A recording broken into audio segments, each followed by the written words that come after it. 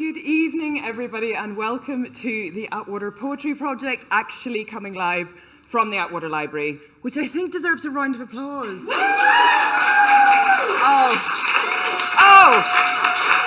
the last time you heard some applause? Okay, I would like to continue that level of enthusiasm all evening, now that we're actually here in person.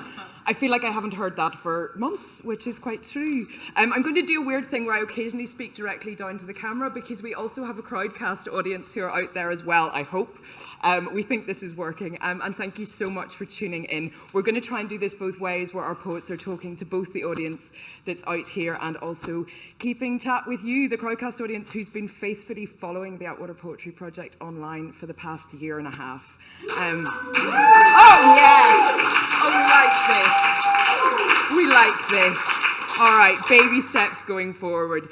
Before I introduce our two poets for the evening, I would like to acknowledge, first of all, that this event is taking place on unceded Indigenous lands.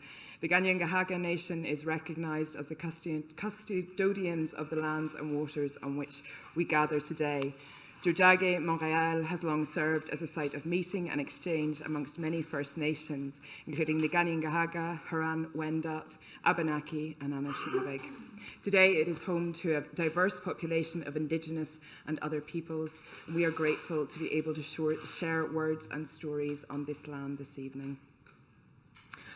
So we're here tonight with poets, and we are here tonight with the city's finest poets. Please put your hands together for ASHLEY OBSCURA and TARA MCGOWAN-ROSS, who we're here from. I feel like I'm getting my groove back. I'm Rachel McCrum, by the way, if you don't know who I am. I am the curator of the Atwater Poetry Project, thank you, and it has been my pleasure to be the curator for the past 2 years. It's the same format that it's always been. We will be hearing about a 15-minute reading from each of our amazing poets. There'll be a short facilitated Q&A between them and myself, and then we'll open it out to questions from the audience here and also out to the Crowdcast audience as well. We have people who are there on the screen listening to your chat and able to respond to your questions. As always, if you've got a question for the poets, drop it in the Ask a Question box at the bottom of the screen. Right, that's enough for me. I feel like I've calmed the nerves a bit now. And with that, I'm going to introduce our first poet for the evening, ASHLEY OBSCURA. ASHLEY OBSCURA is the author of 2 poetry collections, Ambient Technology from Metatron in 2018, and I Am Here, Metatron in 2014. She has been anthologized as one of Canada's best young poets, 30 under 30, and one of the most influential female poets in Quebec over the past 20 years in the Anthologie de la poésie contemporaine des femmes au Québec, which is a marvelous anthology, by the way. In addition to being translated and anthologized in 6 other countries, she is the founder and managing editor of Metatron Press, which we know and adore, a literary publisher and innovative incubator for young writers and poets. Yes, it is. She also works in the world of new media as a writer, writing for 3 experimental video games, one of which went on to win multiple awards, including the Canadian Screen Award for Best Virtual Reality Game in 2019 for its excellence in digital storytelling. ASHLEY, you make me feel tired. I'm going to let her talk about what she's reading this evening. It is from her next collection of poetry, Bocca. These works have never been read before, and I'm so proud that she's bringing them to the APP stage this evening. ASHLEY.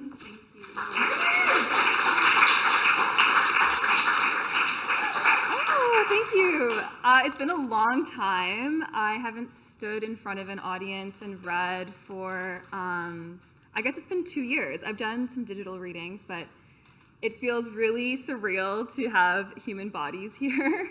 I was telling Rachel before the reading that the first time I ever did a poetry reading I was in high school, and it was one of those things where we'd done some poetry writing within class, and then we went up and were encouraged to read it. And the first time I did like a public reading was in a situation like this, and I sat down in my chair after and burst into tears because poetry, that's something I was actually thinking about on the way here, because it's such a vulnerable thing to read poetry, and it's kind of devastating yet like completely healing at the same time, just to get the words out. So this particular collection that I've been working on is about subject matter that I've never dealt with before. I started working on it during the pandemic, when feelings of isolation were high, and so I was born to a Mexican mother and a Canadian father, and I was never raised speaking Spanish, and I wasn't really raised eating Mexican food either, and there's so much like loss I feel about this culture that seems to be such a deep part of me that I never had a way of truly like being in touch with, especially through language. And being a poet and obsessed with language, I've been trying to use words to describe what it means to not have language. So that's a little bit of context as to what Boca is about. Boca means mouth in Spanish, and yeah, so I'm just gonna read for 15 minutes, and I appreciate you guys being here and listening, being the first listeners, and to you guys online as well. DNA. Sense of belonging can get wound up in the womb of all our mothers' mothers, great, great, great patterns of reckoning, stories we carry in ourselves, waiting for us to learn the words so that we may sound them back to life. Mouth.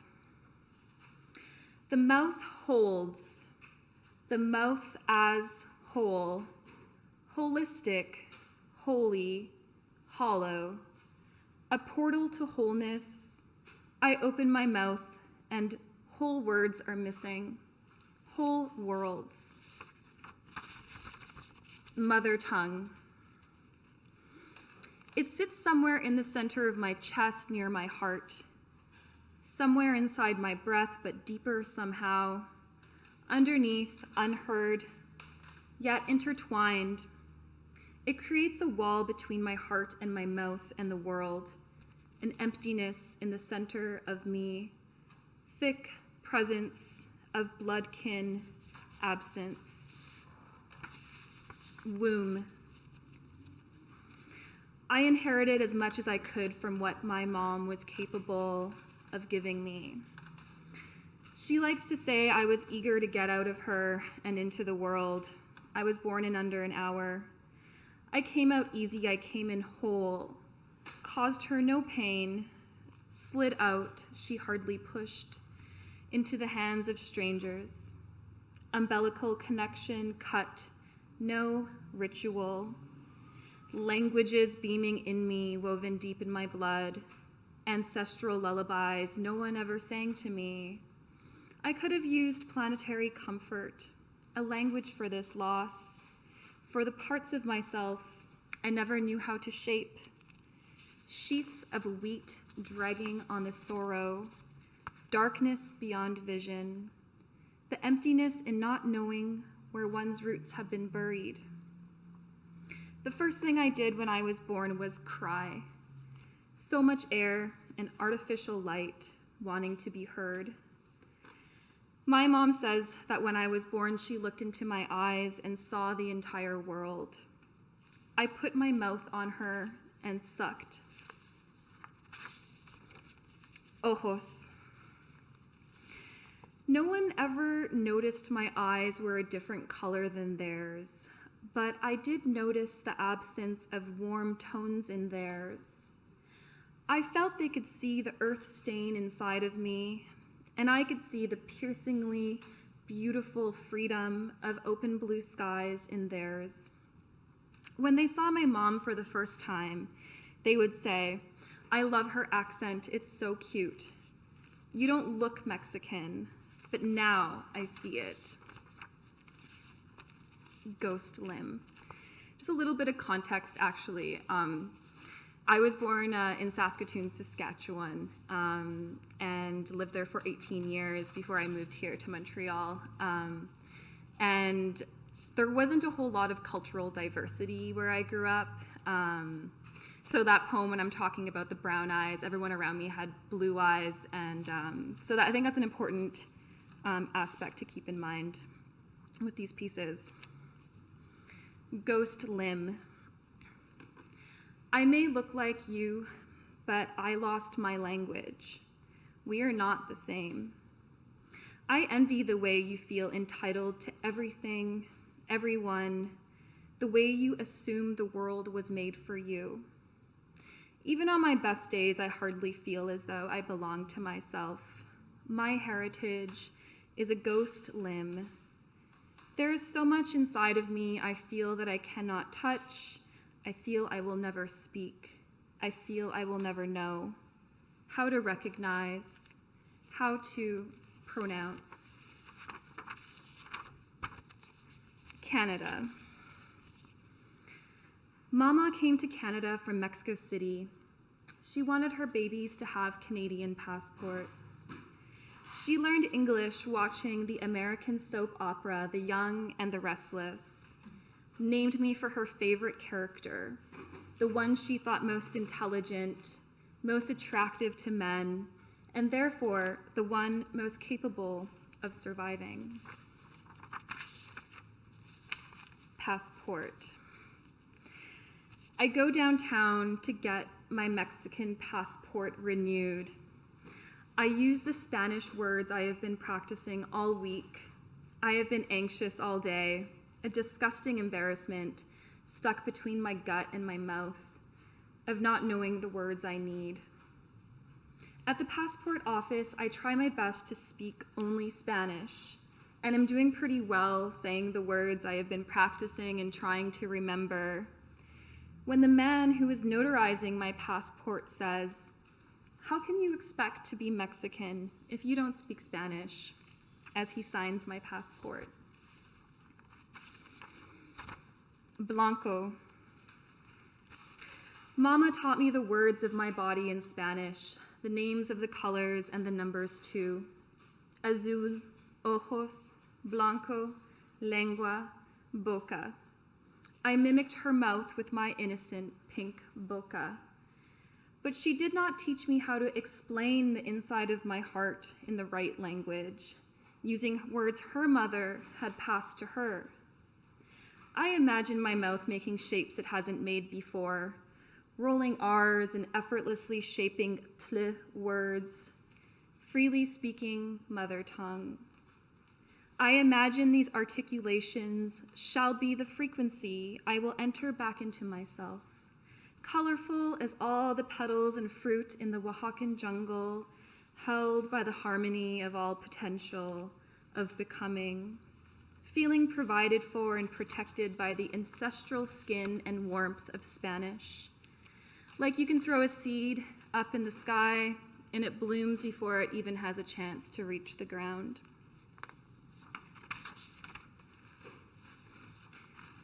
New family. When I was a child, sometimes I could hear her crying in her room next to mine. My mother, wet eyes and heart sobs. "I just miss my familia, mi hija," she said, wiping my messy brown hair away from my eyes, the same as hers. "But you are my family now." My dad says she cried herself to sleep every night her first year in Canada.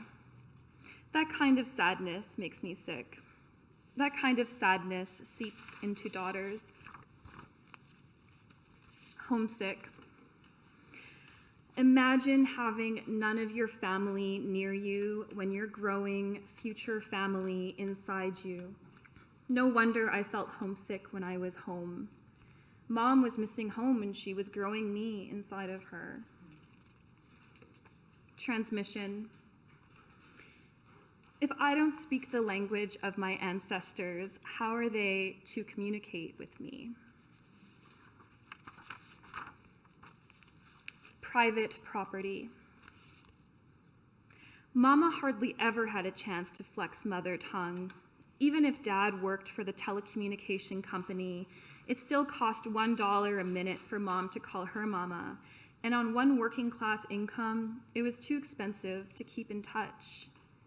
My mother and father adapted Spanish as a means to conceal things from my brother and me, who half understood. They would argue in Spanish, pass secret information, side remark on conversations, language made private property. This one's about my favorite cousin who lives in Mexico named Angel. I wanted to talk to her so badly. She was my favorite cousin. I wanted to say all the questions inside of me, and I wanted to understand everything she wanted to express. But I embarrassed myself with my lack of language, and we were reduced to simplicity. Speaking with our bodies in broken sentences, it was exhausting. So I retreated to the surface of things. I wandered to the flowers outside that grew on the trees, orange and pink, by Abuelita's subsidized housing with the 6 flights of stairs near the airport, where the bellies of airplanes dip so low you can taste flight. I would stare at the color of the flowers and press the image of the impression into my mind to calm myself. I held Angel's hand under the stupid bright pink tarp at the Mercado and played with her long, thick, dark hair and let her braid mine and put colorful plastic clips in it. And she held my hand as we darted across the highway in the middle of the city to catch the bus or the subway at Velodromo. And she always took me to new places and fed me all her favorite things, helado, limon, weird, sugary, spicy stuff. I felt I could not be as complex as I wanted to be, but she still kissed me on my cheek to say hello and goodbye. I could not express myself. I felt uninteresting, but she still held my hand at the market. We looked like sisters. I spoke to her with my eyes in my English she could not understand. I tried to beam as much love into her as possible. I wanted her to know I was hers, that I was for her. Beach. My mom always told me not to turn my back to the ocean, so I don't. But I don't listen to everything she tells me because she taught me to think for myself. Mothers don't always know how to protect their daughters. Sometimes all you can do is wander out into the depths of the raging ocean, which is a life without meaning, without a homeland, without symbols to guide, and do your best to swim with your tongue. Zona Rosa. In the Zona Rosa, I feel like nobody. My eye sockets feel infinite. I stare at the jacaranda blossoms, wondering how such a beautiful color exists. As we get on the pink line, my mom tells me to put my purse in front of me and to turn my silver rings inside out. She tells me not to go to the flower market with mi primo because the area is feo. She said it with such veracity. My mom is paranoid about men grabbing my ass. She totally distrusts them with women's bodies. No wonder. Fills silence with language, yet tells me to speak my English quietly, or else they will know I'm gringa and charge me more. So I am quiet when I buy vanilla beans. I use my eyes and few words to talk. Language. I forget the names for things in Spanish immediately. All the beauty of this place rushes in, overwhelms my head. It's so loud I can't think, but it's a peaceful chaos, one I only find in Mexico. So much death surrounded by life, brimming with life, I get so distracted, but in a good way. I forget how to push sound through my mouth, how to shape the words with my tongue, to create meaning from my limited vocabulary, how to situate myself, how to dress my tongue up in language. And this is the last piece called Hemisphere. What is it to have someone want to taste you through your mouth, where you put the medicine in, where you put the poison. And so I etch a skeleton into the palate of the cavity with my tongue. It glows in my silver like a handful of spirit fingers waving in ecstasy, as if to part the stars in my cells away, so that I can maybe see a path back towards a lightness of being or feeling whole. Simply being grateful for having a voice at all, to have a vibration that shimmers out of my mouth and a learning that can be enacted upon. It's something that seems so simple to learn. These things have not been simple for me to learn. I've stumbled endlessly over being and not being my mother's daughter, simply wanting to belong to myself, to the world, in a way where I can glimmer in self-assurance. But Mama, I can't stop thinking about the person I would have been had you spoken to me in Spanish and meant it. It's taken me eons to remember who I am in the first place, and it will take eons more for me to find a thread back to the star mothers and earth mothers and water mothers and fire mothers and obscura mothers, air mothers and grand mothers, ether mothers. I call you all to this in-between hemisphere to which I belong. Thank you for listening.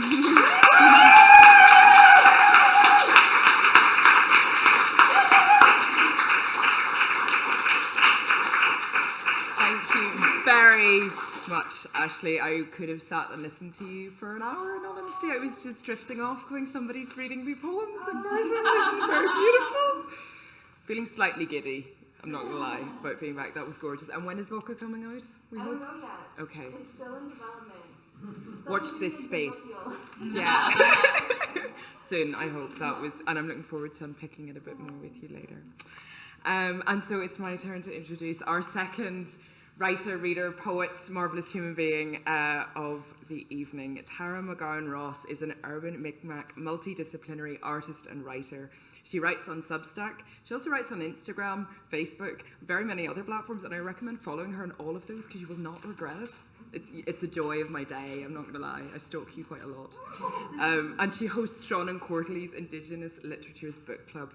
She is the author of poetry collections Girth and Scorpion Season, both of which are excellent, and the new memoir, Nothing Will Be Different, which she's reading from this evening. She's also your Montreal Review of Books cover star for this book.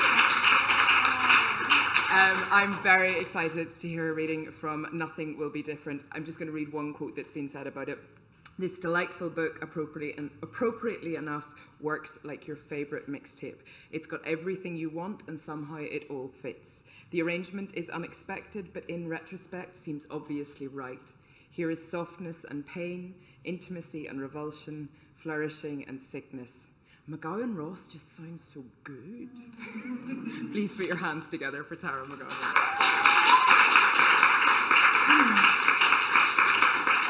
Hello, Westmount! Woo! Hi, I'm Tara. If I don't know you already, if we're not already best friends, which we will be, I promise. I'm going to be reading from this book. This passage has never been read out loud to human beings before.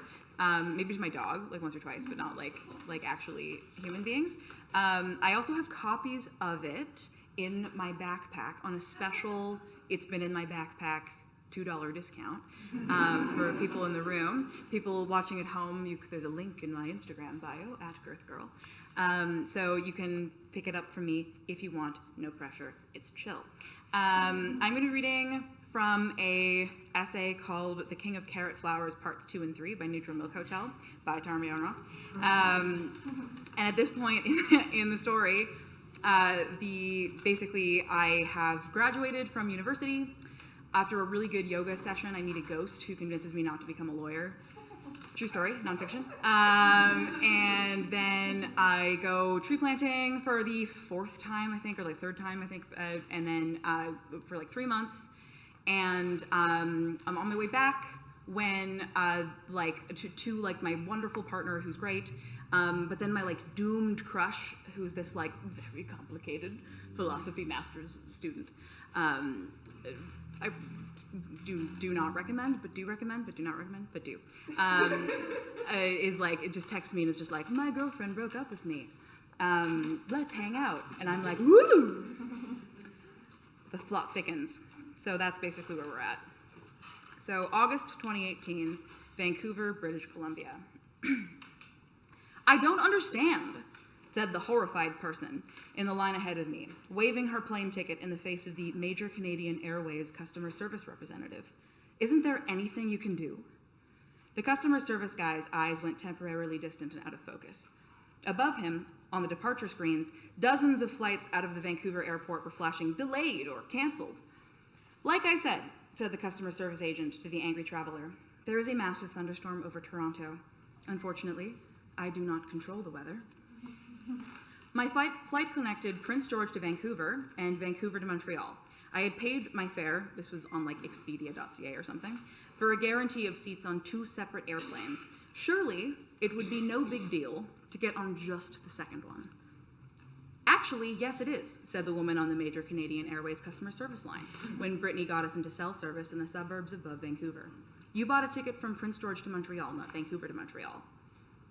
But the flights connect through Vancouver, I said, confused. Yes, but when you don't get on in Prince George, your ticket in Vancouver will be canceled. Can't you, I made a sweeping hand gesture as if she could see me. You know, like, call someone and let them know? There was a silence on the line. Then, no. Apparently it would cost $900 to buy a last-minute ticket from Vancouver to Montreal. I explained this, incredulous, to the Elliot as we unloaded the car, kissed Brittany goodbye, and wished her luck with the rest of the trip.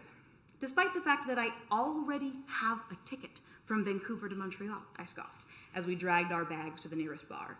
We had ratty hair and dirty calluses that betrayed our profession, in spite of our clean town clothes, wearing our weird tan lines like an ID marker. People turned their noses up slightly. I threw my bag down in a corner. It's ridiculous, Elliot. I'm still taking the flight to Montreal. I'm just not getting on some other separate flight. I guess you're out $900 then, Elliot said, offering me a beer. If anything, I am saving the money, I yelled 2 hours later, handing him another beer, after determining that none of the local hotels had any last-minute accommodations. We ran through our phones to find the names of people whose couches we could crash on for the night. I picked at a mole on my tanned knee so aggressively that it came off in my fingernail, bleeding. They'll have a whole other empty seat they can sell. Tara, what I'm saying is that your actions have consequences, Elliot slurred as we arrived, wasted, at the house of the fool who agreed to host us, threw our bags down, and crashed into the soft furniture of their living room. I woke, hungover, at 6 in the morning, and called the customer service representative again. My flight left Prince George at 1 p.m. That meant I still had time before I was declared a no-show. I just don't see any actual reason why I can't just get on the second airplane, I said to the customer service guy while I put a stolen Band-Aid over my knee mole injury. I understand it's a policy reason, but there isn't like a physical reason.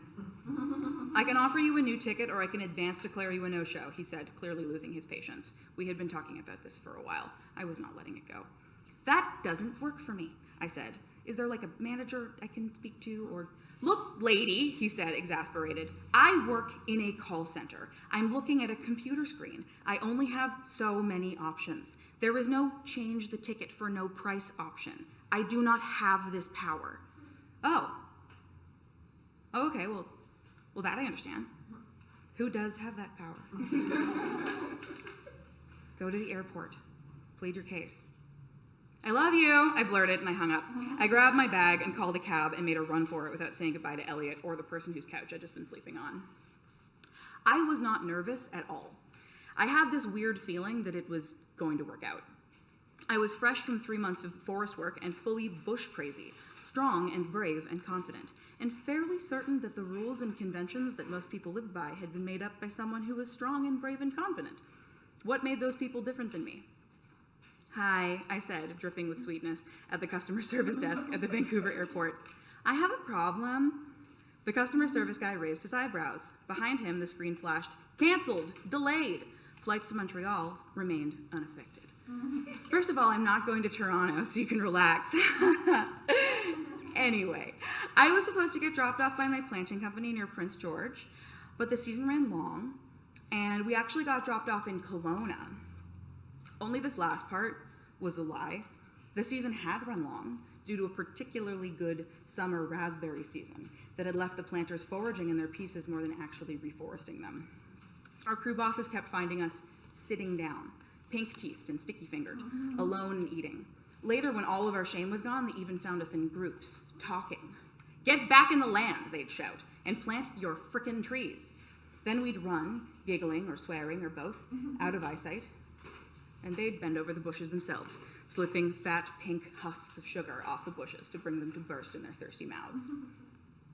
Anyway, now I'm here, and my flight is connecting out of here at 3, but my first flight leaves from Prince George at 1, and I don't want to be listed as a no-show. The customer service guy looked at me, and then looked at the small screen in front of him, and then looked behind him at the departure screen with its delayed and canceled signs. And then behind me at the long line of fuming people who were all going to ask him to reach up into the sky and rearrange the heavens themselves. Then he looked back at me. He leaned in, very serious. "I am supposed to charge you for a whole new ticket," he said. Then there was a twinkle of mischief in his eyes. "But since you're here." Then he charged me $70 for a ticket change and sent me onwards to freedom. What I have learned from this experience, I texted Elliot from the airport bar, is that there are no consequences to my actions ever. At home, things had changed. While I was planting, Hex the cat had been diagnosed with mammary cancer. Her condition was terminal. She had a few weeks left. She was heavily sedated when I arrived, tossed my bags on the floor, and fell into Sandy's arms. Hex still patrolled the house, but now she left vinegar-smelling wet spots on the furniture where her tumor protruded, veiny, ever larger, above her belly. That summer was so hot that 70 people died from the heat in Quebec alone, cooked alive inside their homes. If I was too slow to spray and wipe down one of Hex's tumor spots, I'd know. Within an hour, the bacteria on it would bloom, filling the apartment with a sweet smell of death approaching. Antoine had changed too. He was 3 weeks sober when I picked him up from this fry cook job to get him drunk. He told me that things had gotten bad when she left, that the drinking had gotten sinister and dark and weird. Things had never been sinister or dark or weird between us, though, and I figured that he and I didn't have the same kind of baggage that he did with her. I wrote theater reviews. I invited him to come see a play called The History of Sexuality at Place des Arts. The show was set in contemporary Montreal and loosely based around the Foucault work of the same name. As the characters mimed BDSM scenes on stage, I watched him sink into his seat, uncomfortable. I felt bad, and I took him out to a bar nearby to ease his discomfort. He let his sobriety go like a handful of balloons. I saw him open up again. I started asking him questions. What do you think of Nietzsche? One of the most profoundly misunderstood thinkers, unfairly misconstrued, especially by people who have never read him. I do, however, prefer Deleuze writing on Nietzsche to Nietzsche himself. When did you know it was over with her? When she came over and we were screaming at each other in the kitchen, he got quiet. He looked out at nothing. It's like, when did it get that bad, you know? I'm gonna skip a little bit because I just kind of go on for a little bit and it's not really exciting or important. Nothing happened. He laughed at my jokes, made his own, finished the pitcher, ordered another. It was getting late. I guess I should, I made a dramatic show of yawning. Head to bed. I struck what I hoped was some kind of sexy pose. He nodded. Sounds good. We paid for our drinks, wandered to the metro. I struck another pose, my arms over my head, weirdly, half yawning. Yes, can't wait, I said meaningfully, for bed. Night, he said cheerfully, gave me a quick hug, clapped me on the back, and then headed for the metro turnstiles. Text me when you get home, I said. He didn't even turn. Okay, he called back, but he didn't. Kate arrived the next morning to visit. She was staying with Elliot and his parents in the suburbs, but first she and I went out for brunch. Small plates of eggs and toast and hollandaise, and many enormous, very tall glasses of vodka, flavored with tomatoes and the seeping vinegars of dead sea creatures. I don't understand, I told her. I was so obvious. He didn't notice, she said simply. How could he not notice? I asked, incredulous. I was like hanging off of his arm. Here is what you do, she said, frankly, like she was explaining subtraction or addition to a sweet, slow child. You text him, sorry I flirted with you so much last night. I am a drunk bitch. I thought about it for a second, and then I punched the text message into my phone verbatim and hit send. Within seconds, it buds back with a reply. Oh, I didn't notice. Read Antoine's text message. Wow, I really am clueless. Told ya, said Kate. My face was burning. I'm so embarrassed. You have plausible deniability, she said, putting her Caesar straw in her mouth. You did say I am a drunk bitch. My phone buzzed again. Antoine asked, do you want to hang out tonight? I squealed, showed Kate, strategized. Come to Casa del Popolo at 8, I wrote back. Kate is in town. And more will be revealed. Thank you.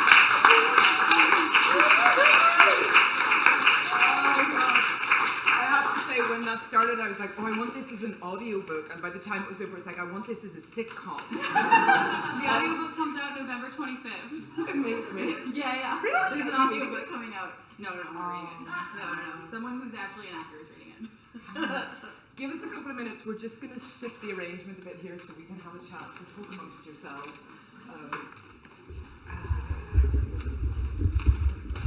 That was amazing. That was so good. So funny.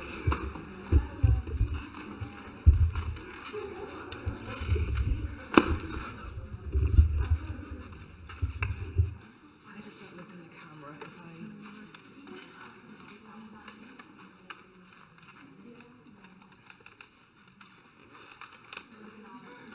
Look, it's talking. I know, we're talking. Do you want to get in?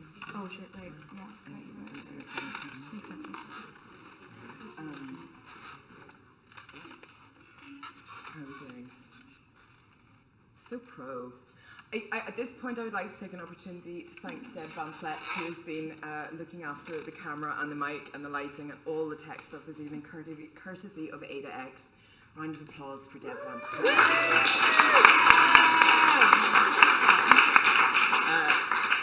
Come in a wee bit. What do you think? I think that looks good. We're hoping that looks good, people out there. People out there. If you can't hear anything, or if we're not transmitting, we're going to try and speak loudly enough that you can hear us, and also the microphone. Drop it in the chat, and one of our other amazing support staff for the evening will help us learn that fact. Words.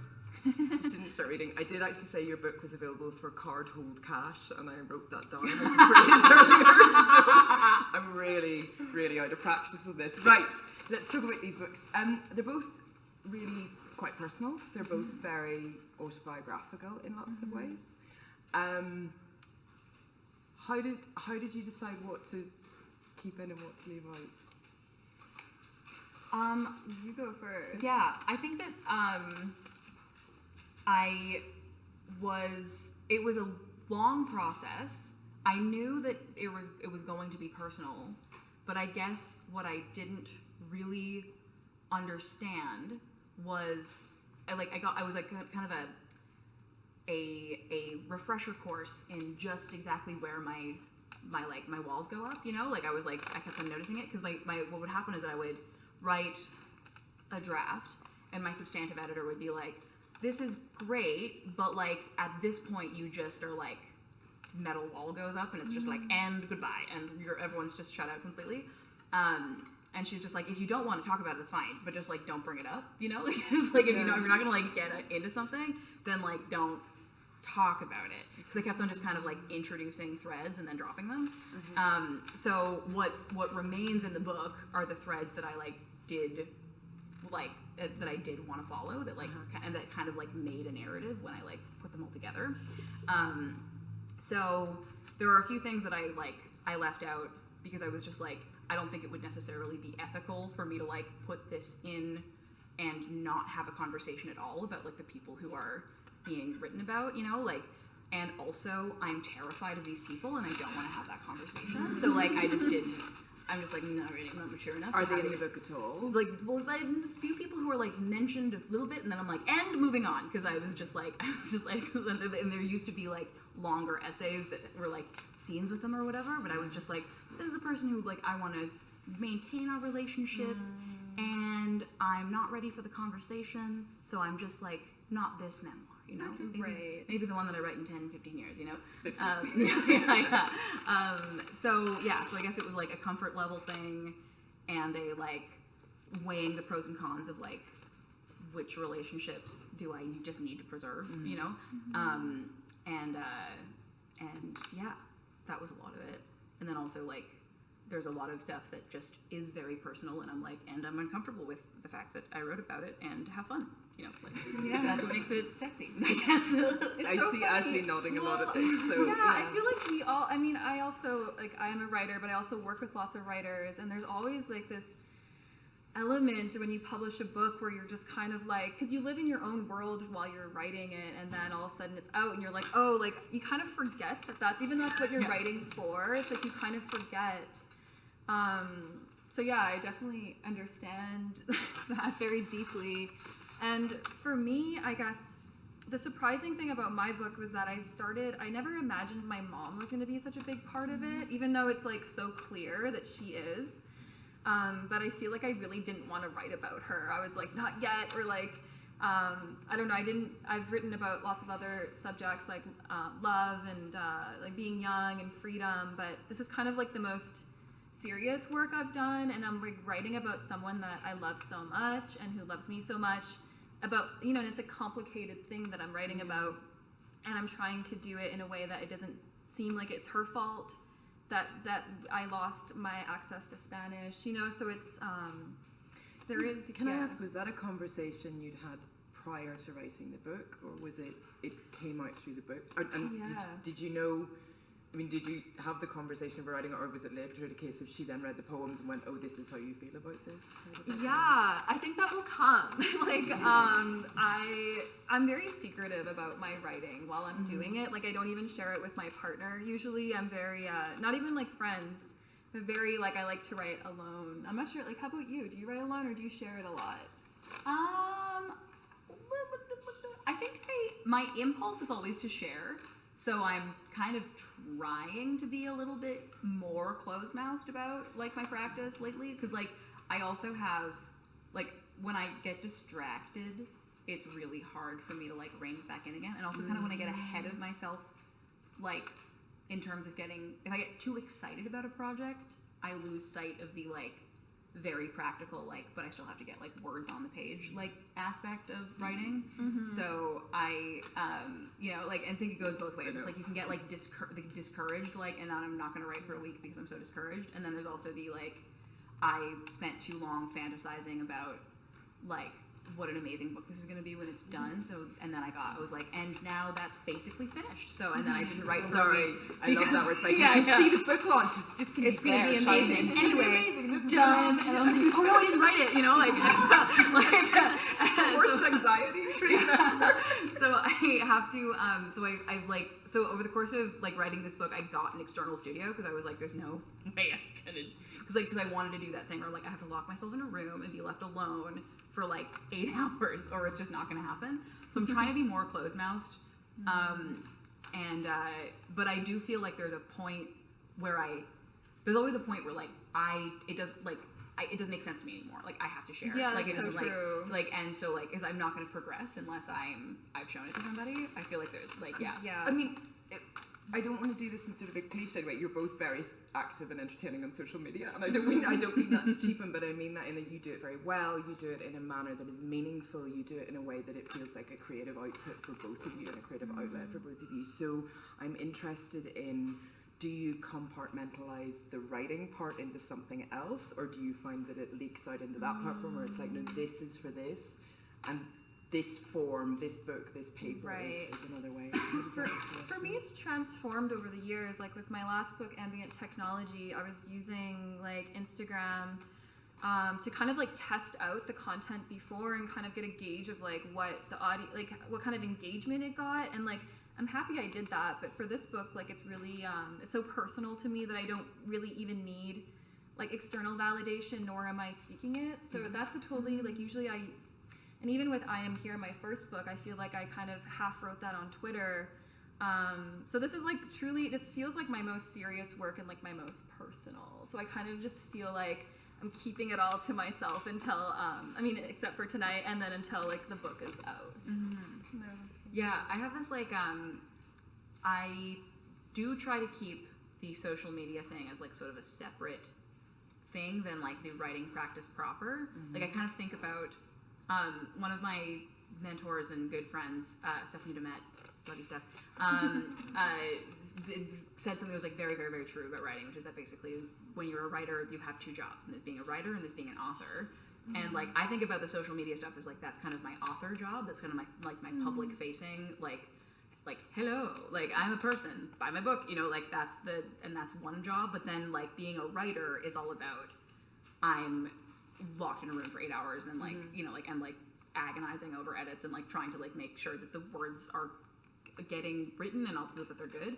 And it's like, and those two jobs are really like diametrically opposed to each other. Like, you know, like it, like they require a completely separate skill set, and almost for me to like put on a different, like get into a different personality almost to like do either of them. So it's hard to shift gears between the two.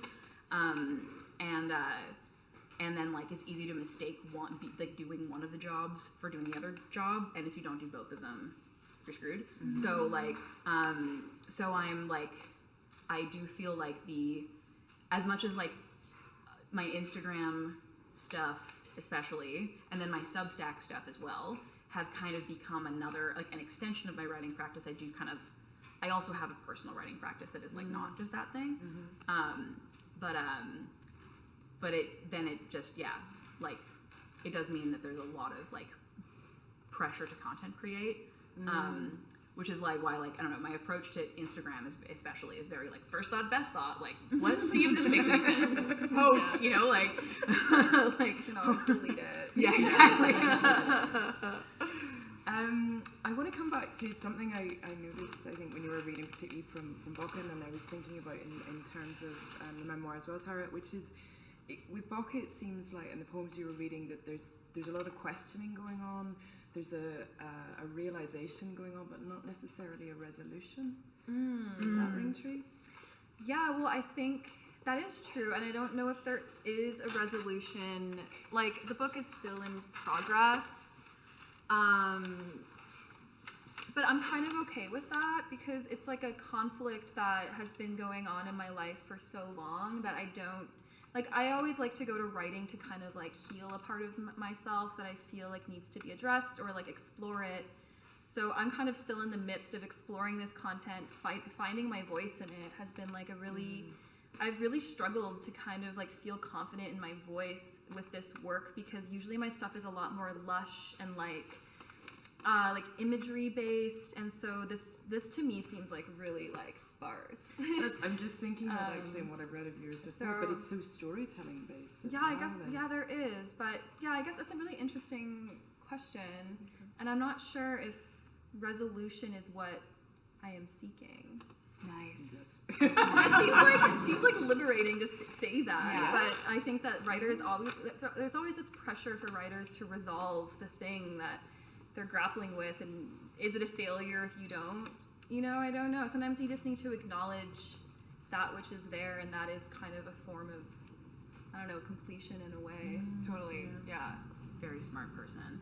I think that there's this like, I have a similar kind of approach. I do think that like, there is a way in which I think there isn't a resolution in the book, and it's kind of one of those things where like, it's about life, man, and there's no resolution in life, but it's also a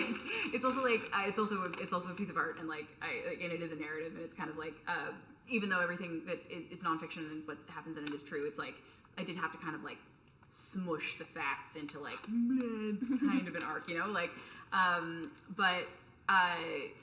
so there, I do feel like in the book there is kind of a resolution, very vaguely, but it's sort of this like, it's a resolution that I think kind of mimics a lot of the resolutions I figured out in my 20s, which is like what the book is about, which is just kind of like, I'm the kind of person who really wants to like struggle, done. Now that I've struggled and now the work is finished. But that's actually like not really how like life works, you know. You just kind of just like keep on struggle. The struggle changes. You just keep on. Yeah. Lie down on the floor for a couple weeks and then get up and keep trying. And then the thing that changes and like finishes is that you change and like get different skills and like individual kind of like little micro struggles are resolved, but like, and then new ones like pop up, you know, like, so like, and there's like specifically the ending, without giving too much away, but the ending does like, I'm playing with that a little bit of just kind of like the end, or is it, you know, like, but like, exactly. Tune in next my struggle. Yeah. So there's that. I also do think that like, because a lot of it is like, there's a through line of addiction. It's like it's about like there's a thing about me like struggling to get sober and relapsing, and then I struggle to get sober and I relapse and I struggle to get sober and I relapse and that just keeps happening. Throughout the book, there's also this like, I feel like when you're a woman writing, there's a pressure to write these like moralistic kind of like redemption stories about just being like, and this is how I became a better person and how you can too. And like, I feel like that expectation doesn't exist for male writers the same way necessarily. Like, you know, like we wouldn't call like Hunter S. Thompson didn't write redemption stories, you know, like Hunter S. Thompson was a crazy person and I love him, you know, he's like, he's great. And I really wanted to be able to like, I was thinking about that. I was thinking about how like, I don't want to necessarily write a redemption story. Like, I want to write a story about complicated people and like write myself as a complicated person. But yeah. Brilliant. Amazing. Thank you. All right. Many other things I want to talk to you about, but I'm going to throw it over to the floor first of all. Does anyone have any questions, either here in the audience or on the Crowdcast? And Deb, I'm going to ask you to keep it. Are there questions? There aren't any questions. Nobody cares out there. There's nobody. We've been talking to the void. If anyone has any questions in the audience this evening for either, this is how out of practice we are at real events. I know, right? Yeah. Nothing on that for this evening. In that case, I'm going to come back to you for one more, because this was something that you talked about when I said before, is there anything you want to talk about? And you said you were obsessed with form right now, and partly because you've previously been a poet, Tara. I'm still a poet. You're still a poet. And you're expanding so into prose and non-fiction. And allegedly. How did it? But this is a memoir. This is non-fiction. It's a memoir. Yeah, it's non-fiction. And I was trying really hard to write prose, and it's still poetry in some parts. Sorry, like it's like just basically. By what definition? Well, basically, it's just like so yeah. To get into the form thing, it was like what I think is interesting about whenever I'm writing poetry, I don't feel a lot of pressure to necessarily make sense. You know, like you can. I feel kind of like a lot of the time I'm just sort of painting. You know, like with words. Like abstract. Yeah, I actually kind of resist poetry that makes sense, you know, like, and I've gotten really comfortable writing like that, like, and I love it, like, and I feel like I'm just like, it's a weird way to describe a door, enjoy, but then, like, that doesn't necessarily work with prose, where people are like, I don't know, it's really hard to follow, you know, and I think that what keeps on coming up is people keep on being like, oh, it's a really cool non-linear narrative. And I'm like, non-linear? I thought it was near-linear. Like, I genuinely believe this is me trying to be linear. And I'm also, like, I was thinking a lot about how also, like, that thing of, like, in poetry where I can kind of use, like, that I don't feel pressure to make a lot of sense necessarily. I can use that to do that thing where I'm kind of holding people at a distance a little bit, I think, you know, like, I'm writing something that's like really personal, but I'm using all this sort of abstract, I'm kind of Cocteau twinsing it, you know, using all this like very like abstract language, and like weird ways of describing I love that. weird ways of describing things, and I'm like, it's actually really personal, but you would never know. but you can't get away with that. So with you feel prose. like prose is more vulnerable for you? I felt like this book was much more vulnerable. I feel like I haven't figured out how to do it without necessarily doing that, but like, but I'm interested in hearing what you think about that. About form. Yeah. I've tried to write I mean, I like nonfiction a bit because sometimes I just want to like tell. I struggle with fiction a lot. Right. Like, I know this isn't really technically fiction, but I don't know. I love the freedom in poetry, and there's so many rules in the world that we need to follow, especially these days. And so for me, like, poetry is like this escape from that world. So I feel very devoted to poetry, but I do want to write more nonfiction, but something stands in my way. I don't know what it is. So when you're writing video games, are you doing the creative storytelling on the video games? Because presumably that is linear, or at least branched in a certain way. That's true. It's more like when I work on video games, though, it's more like I'm writing like synopses that don't ever get seen by the public, and then I'll do like character dialogue, which in my mind is poetry in some ways. Because it's just like lines. Okay. Interesting. It's like very sparse. Yeah. At least the ones I work on. I don't play video games at all. So I don't have no really idea either. what I'm talking about. No, but I mean, my brother does for a living, so you'd think I would know more about this, but I know Yeah. nothing about video games. But it just Okay. strikes me as It's a not your very cause and effect way of telling stories. In Yeah. a way, so interesting. Yeah. Well, with that, we do have a question at the back. Yes. Yeah. I'm wondering about, so you talk about like writer, author. Author is kind of like a performance, right? Writer is a bit more like being in the world. And I'm just wondering, in your books, since you're both so present as selves in your book, what is your relationship to that self? Oh, great Like, question. Like now, or I mean now, like not so much during the writing, but now that it's kind of on the page. Your like our relationship to the self that we write Yeah. with. It's a great, it's a really You good start. You start. Well, it's like, Like, do you feel the same? Do you feel different? Like, what? That's such a great question. I like was thinking about that all like constantly, especially while I was writing this book. Mostly because of that thing where, you know, like if I'm like, this book does not contain all of the facts of the occurrences of the, you know, of like 19 through to 27. That would be impossible. It would be a really long, very boring book, and like no one would want to read it. But so like I necessarily had to take things away, and by taking things away, I was constructing a narrative and constructing a self that isn't really exactly the truth, you know, like, because it's like by omission, I was like taking stuff away and making something new, and then also like just by phrasing things, like different ways of framing the same facts, I was like constructing a character of like me, you know. So I do feel like there was like an article that was written about James Fry's Million Little Pieces, which turned out to be like mostly autofiction, you know, like it was like a memoir that was contained a whole bunch of stuff that was basically just made up. It's still like I still enjoyed it, you know. It was like, but it like, and the writer of this article was talking about how, and everyone who writes about themselves is lying a little bit, you know, like,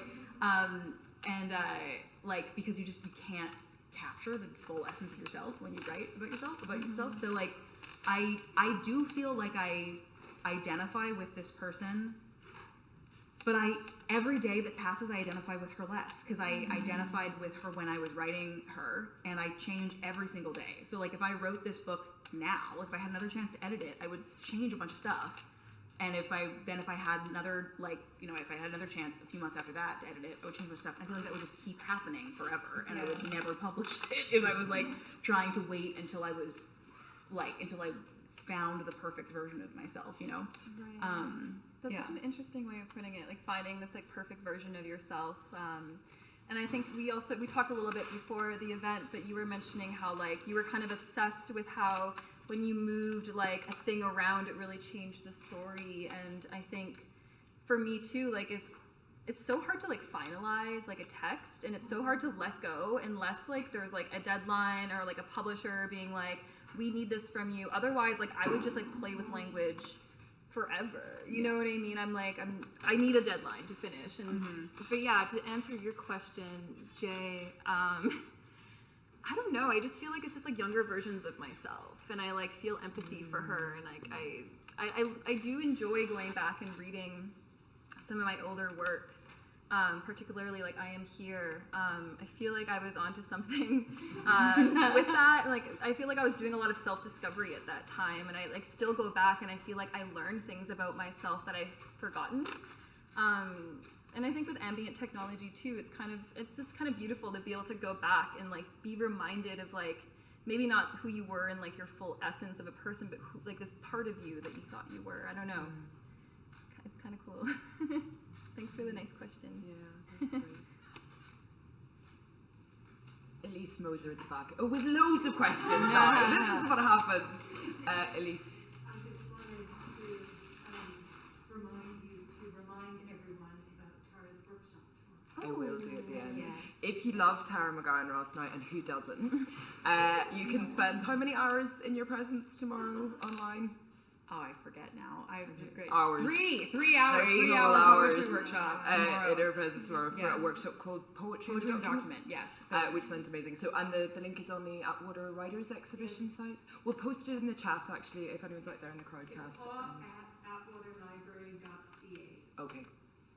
We will post this in the chat later for the Crowdcast. Yeah, go hang out with Tara tomorrow. Why not? Okay, there was a million hands went up there. So millions of hands in this huge audience that we have in front of us. Who had a question? Peter. I'll ask Peter first. I have a question for Ashley. I'm wondering, have you tried to learn Spanish, or how did that go, or what was that like? Because my experience of learning a second language is always a challenge. Like I never get there. Yeah. That's a nice question. So I grew up, like I understand Spanish pretty well, but when it comes to speaking, it's, I have some language, but it's not full. And I actually took a class during the pandemic. I was just like, I'm gonna learn Spanish. And I think like, it's really hard to learn second languages, and there seems to be like a hump that you need to get over where it's like, you go from like being like, learning words, and then there's like a jump, and all of a sudden you're like, you can speak the language.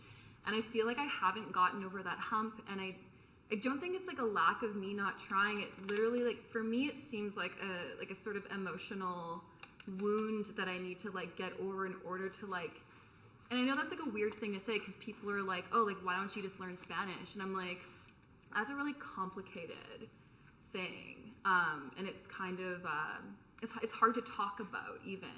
So that's kind of like where Boca comes in, is I'm trying to explain why I don't speak Spanish with my mom's Mexican, and I've had, I'm 33 years old, and I'm trying to myself understand like why that hasn't happened.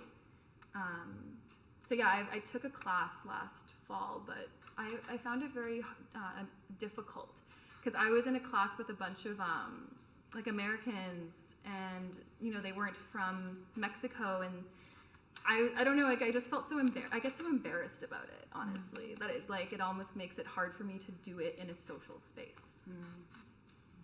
Did you learn French coming to Montreal then? I didn't know it before. I am I identify with being bilingual, but we always have more to learn with language. I thought the poem about the passport office was... Yeah. that that one hurt. That really hurt, yeah. Thank you, Peter, for that. There was another question over here. Hi. Yeah, my favorite genre to read is memoir, and I've always wondered how people remember the past. You said it's 19 to 27. yes. And you have so many scenes in your book. Do you journal? Like, how do you tap back into those memories and know that they're significant enough to be in the book? Yeah, well, a lot of the book, like the selection process was, what do I remember? So like that narrowed it down. And then when it came to, I mean, like, there's sort of a creative reconstruction thing that happens. Like it's sort of, I think sometimes when especially because like some of the scenes in here are literally from my like tiny infant baby childhood, where it's like they're like I wrote the memories that I do have are like vivid flashes, and then the rest is sort of like a general impression, like when you remember a dream or whatever. So like when I write scene from all those things, it's I'm writing almost like I feel it's almost like historical fiction about my own life, you know, where I'm like it's like as far as I can remember, this is how it happened, and I'm filling in the details like a historian kind of is like knowing what I know about being a historian of my own life. I am now going to orchestrate basically what it is like, you know, so it's like it's not a lie, but it is like a creative kind of reconstruction. So I think that that's pretty much what it is. Similarly, like I was also like that was also a question that I had. Like my first draft was very vague for that reason. Like it was a lot of summary, like just being like, and then I did this thing, and then this thing happened, because that's how I remembered like the narrative of my life. And then it was just basically explained to me that it's like this is rushing past. Like we don't have like any time to like sit and savor any of these things that are happening. So you need more like scene. And I'm like, how do you make a scene? Something that happened when I was 5. I don't remember. Like I don't remember who. Like I think my uncle was there. Like, you know, like so like that's just basically like if you think that's as far as you know, and you can call your mom or something and try to verify like was that for sure what's going on. But like also like memory is also kind of fake, you know, like 3 different people might have 3 totally different recollections of like the details of something. So it's as far as I know, this is the truth. Did you put that disclaimer anywhere? Yeah, no. Okay, she's going to handwrite that in to all the copies you buy after this evening. I'm going to have to wind things up now because that is the end of the event. Ashley and Tara, thank you so much for being our guinea pig poets for this. It has been such a pleasure. Thank you to the Atwater Library staff and also the Canada Council for the Arts I have to thank for supporting the series and making it possible and letting us pay poets, and we love to pay poets, and you know what? Poets love to get paid. And actually I've got one more bit of business, but I'm going to ask you to applaud Ashley and Tara, and I'm going to ask you to shift over. I'm going to shift over.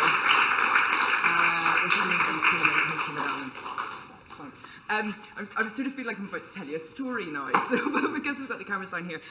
Before we wind up, there is one important last piece of Atwater Poetry Project business.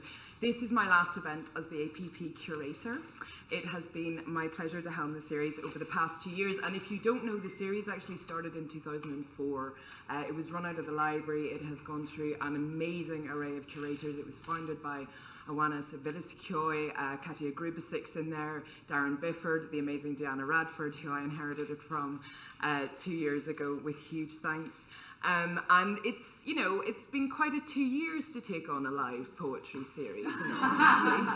I think I'd managed, you know, 3 events, 2.5, and then the entire season just got thrown out of the water because obviously they had to go online. But the amazing thing about going online is that it presented both challenges and possibilities in terms of the poets we were able to bring together in conversation, because actually we didn't have to try and bring people together halfway across a country anymore, and also in terms of the amazing online audience who engaged and kept coming back, and thank you so much to that. Because we can see all the audience from the joys of the internet now. That audience has become national, it has become international, and we are so grateful for you coming back, and we hope you continue to. It's also been my pleasure just to be part of a platform that aims to represent the incredible breadth and diversity of English poetry, English language poetry in Canada and Turtle Island. And so I'm very grateful for all of that. But it's my turn to move on, and so it is my turn to hand it over, and I promised them that I wouldn't embarrass them by making a fanfare, but I'm totally going to make a fanfare about this because I'm really excited about it. I am so excited for the new curator to step into her role. She is curious, clever, capable, conscientious and charismatic, and a million things beside. And having now worked on with her for the funding application for next year, cross your fingers for us please, I know that her vision for the upcoming series is clear, shining and expansive. Dear audience here in the Atwater Library and out on the Crowdcast, please put your hands together and welcome the next APP curator, Faith Paré.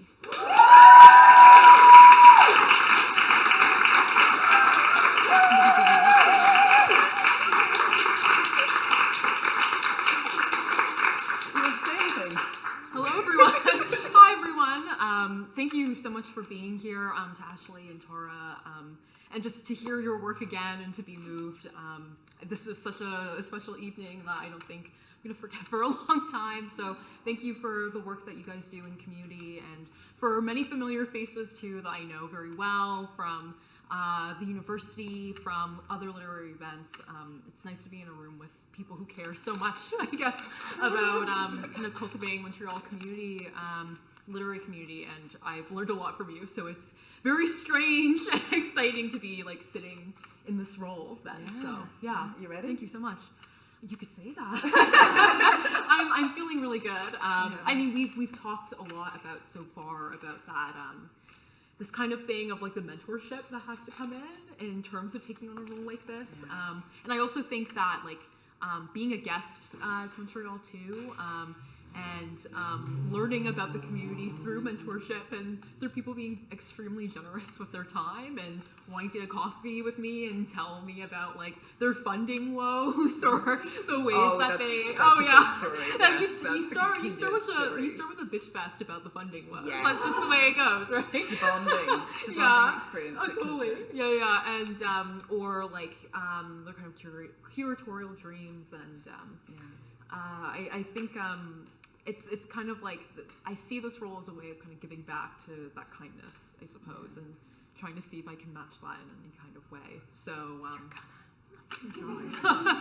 yeah, so I'm extremely thrilled. Yeah. I'm very excited that Faith is coming on as the next curator. We have 2 more events confirmed. I'm going to say please cross your fingers with us, because we should be starting again from next February with Faith's vision for the next year, and it's going to be magnificent. So keep an eye out in the socials, and you'll hear from that soon. But in the meantime, thank you all so much for coming out tonight. We're heading to the Cock and Bull afterwards for a pint if anybody wants to come for one, because it's back in person, baby. Yeah, thank you.